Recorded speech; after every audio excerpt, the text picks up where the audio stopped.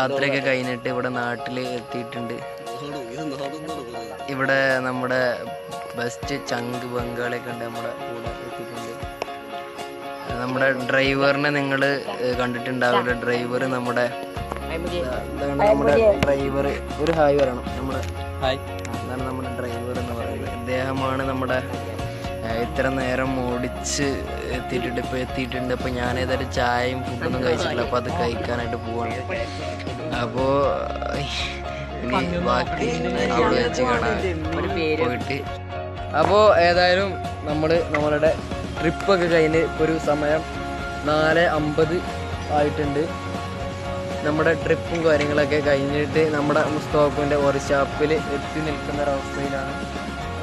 ഇന്ന് ഫുൾ യാത്ര എന്നൊന്നും പറയാൻ പറ്റില്ല. ഒരു കല്യാണം കൂടി, ഉച്ചക്കൊരു കല്യാണം കൂടി വന്ന് ചങ്ക് പായമ്പൂരൊക്കെ ഉണ്ട് നമ്മുടെ വിദ്യാർത്ഥി.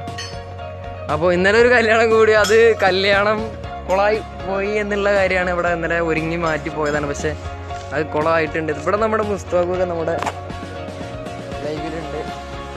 മുസ്തഫാഖ് ഇപ്പോൾ എങ്ങനെയുണ്ട് നമ്മുടെ പരിപാടിയൊക്കെ? മറ്റേ സൈഡൊക്കെ ചങ്കല്ലേ അവിടെ? ഇത് നമ്മളൊരു സ്റ്റോറി മോഡൽ ഉണ്ടാക്കാം, അതായത് നമ്മുടെ ഓരോ ദിവസത്തെ കാഴ്ചകൾ. അപ്പോൾ ഇതാണ് നമ്മുടെ മുസ്തഫാഖിൻ്റെ വർക്ക്ഷോപ്പ്. ഇനി ചിലപ്പോൾ ഇതില്ല ചാൻസ് അല്ല, അങ്ങനല്ല, ഇനി ഒരുപാട് നാളുകൾ കഴിഞ്ഞാൽ ഇവിടെയൊക്കെ പരമ്പരാഗതമായിട്ട് എന്തെങ്കിലുമൊക്കെ വരും അല്ലേ, അങ്ങനെയാണ് പറയുന്നത്. അപ്പോൾ ഇപ്പോൾ എല്ലാ ട്രിപ്പും കഴിഞ്ഞ് നമ്മുടെ പയമ്പൂരി ഉണ്ട് ഇവിടെ. എന്താണ് പറയാനുള്ളത്? വളരെ നല്ല അഭിപ്രായമാണ്. ഇന്നലെ കല്യാണം മുടങ്ങി, ഇന്ന് കല്യാണം കിട്ടി, അത് നല്ല സന്തോഷമുള്ള കാര്യം. എന്തായിരുന്നു അവിടെ ഫുഡ്? അത് ഫ്രൈഡ് റൈസും ചിക്കനും, അതുപോലെ തന്നെ പിന്നെ ബീഫ് ബിരിയാണി. ഫ്രൈഡ് റൈസ് ഇതാണ് നമ്മുടെ മെയിൻ. നമ്മുടെ രാജ്യത്ത് തന്നെ ഇത് ലോകം എല്ലാവരും കാണുന്നൊരു പരിപാടിയാണ്. ഇതാണ് നമ്മുടെ ഫാസിൽ എന്ന് പറയുന്നത്. നമ്മുടെ നാടിൻ്റെ പൊന്നോമന എന്നൊക്കെ പറയാൻ പറ്റും അല്ലേ? നാടില് ഇപ്പൊ എത്രയില് പഠിക്കുന്നത്? 8-ല് എത്രണ്ണം പൊട്ടി? എത്ര വിഷയം പോയി? അല്ല, കഴിഞ്ഞ പരീക്ഷയ്ക്ക് എത്ര എണ്ണം പോയി അറിയില്ല. തടി ഉണ്ട് എന്തായാലും, നല്ല തീറ്റ ഉണ്ട് എന്നാണ് ഉണ്ട്. അപ്പോൾ ഏതായാലും നമ്മുടെ നാട്ടിന്റെ ഒരു പ്രതിനിധിയാണ് ഫാസിൽ.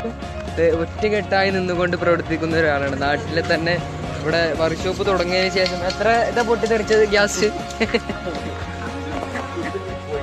എത്ര ഗ്യാസ് പൊട്ടിത്തെറിച്ചത്? അതാണ്, ഗ്യാസ് പൊട്ടിത്തെറിച്ച് നാട്ടിലെ പ്രതിനിധിയാണ്. അപ്പോൾ ആഴ്ചക്ക് ഗ്യാസ് പൊട്ടിത്തെറിച്ച് നമ്മുടെ നാടും പരിസരമൊക്കെ മലിനമാക്കുന്ന, അല്ല വൃത്തിയാക്കുന്ന ഒരാളാണ് മുസ്തഫാഖ് എന്ന് പറയുന്നത്.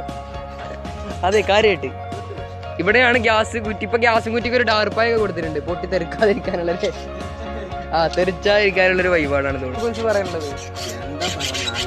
അല്ല, നമ്മുടെ ഈ ഇതിനെ കുറിച്ച് എന്താണ് പറയുന്നത്? നമ്മുടെ ഈ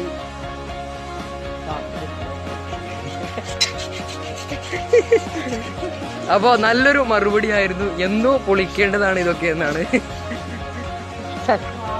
ചങ്ക് പറയുന്നുള്ളത്. അപ്പൊ മുസ്തഫാഖ് ഏതായാലും പോവാണ്. അപ്പൊ പോണ സമയത്ത് ലാസ്റ്റായിട്ട് അവസാനമായിട്ട് എന്തോ പറയാനുണ്ട്. അപ്പൊ എന്താണ് ലാസ്റ്റായിട്ട് പറയാനുള്ളത്? പോവല്ലേ? മുസ്തഫാഖിന്റെ വണ്ടി ഒരു മാത്രമാണ്, ഇടക്ക് മാത്രം സ്റ്റാർട്ട് ആകുന്നൊരു വണ്ടിയാണ്.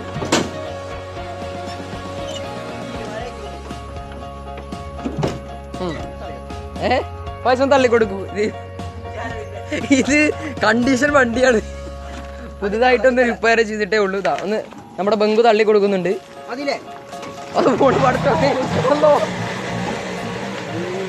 ഇന്നത്തെ ദിവസം അങ്ങനെ പോയി. ഭയങ്കര രസമായിരുന്നു.